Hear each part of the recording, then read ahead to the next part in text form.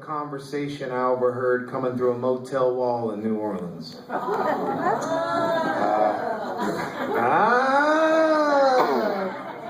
But anyway, there was a couple next door to me at the motel. I was on tour, and they were fighting something pretty fierce, and some really, really important stuff was coming out of their mouth about the intimacy of their relationship, and I figured someone ought to write it down. So I did. But I've been singing about these two for about 3 years, and every time I sing this song, I love them just a little bit more. They're some of my favorite people on the planet. This is called Junkie Love.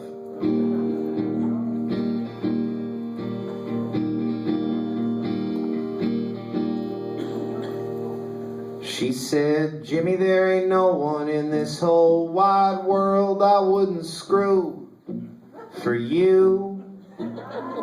Jimmy said he ain't found a back alley yet that he wouldn't walk through. Cindy says the motel AC is what's making her sick. So Jimmy cracks the window, lets the sound of the gunshots in. And they called it Junkie Love. It's in her needles, it's in her blood. And they called it Junkie Love. It's a sing-along. Jimmy don't say much, his eyes connect the dots between his fingers and his toes.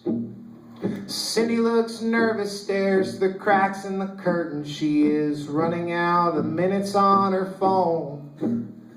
Cindy says things are tough, but Jimmy's always got a plan. And there's a Love's truck stopped down the road if things get that bad. And they do, 'cause they called it Junkie Love.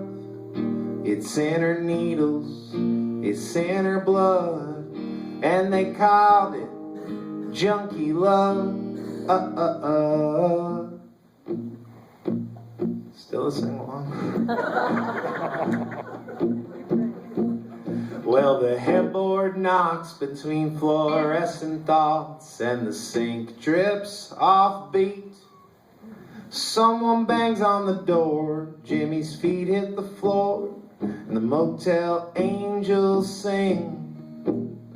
Cindy lets Jimmy know that the wire went through.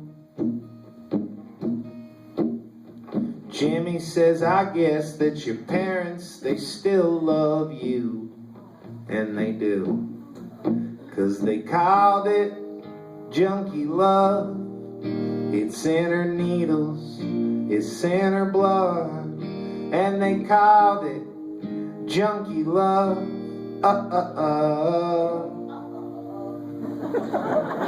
Hey, A+. 'Cause we sold the puppy for drugs.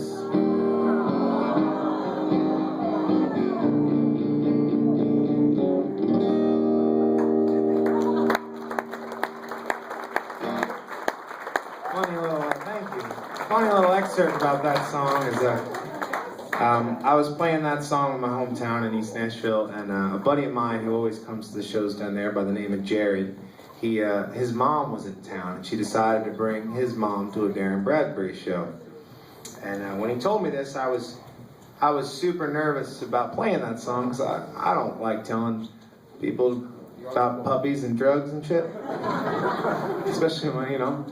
But so I was nervous. She was this real good friend of mine, and she's a short little Italian lady, and she's standing front row, and during that song, she didn't seem like she was getting any of the set up until that, you know. So she was throwing me off the whole time, and she at the end of the show, she kind of walks over to me with Jared on their way out, and I was kind of nervous what she was going to say, you know. And she just walks up and she looks me dead in the eye. She goes, "Lucky puppy." And that was, you know, that was an astounding thing. I had written that song, I had written every character in that song, and I did not assess that outcome. So every time she comes to town, we co-write.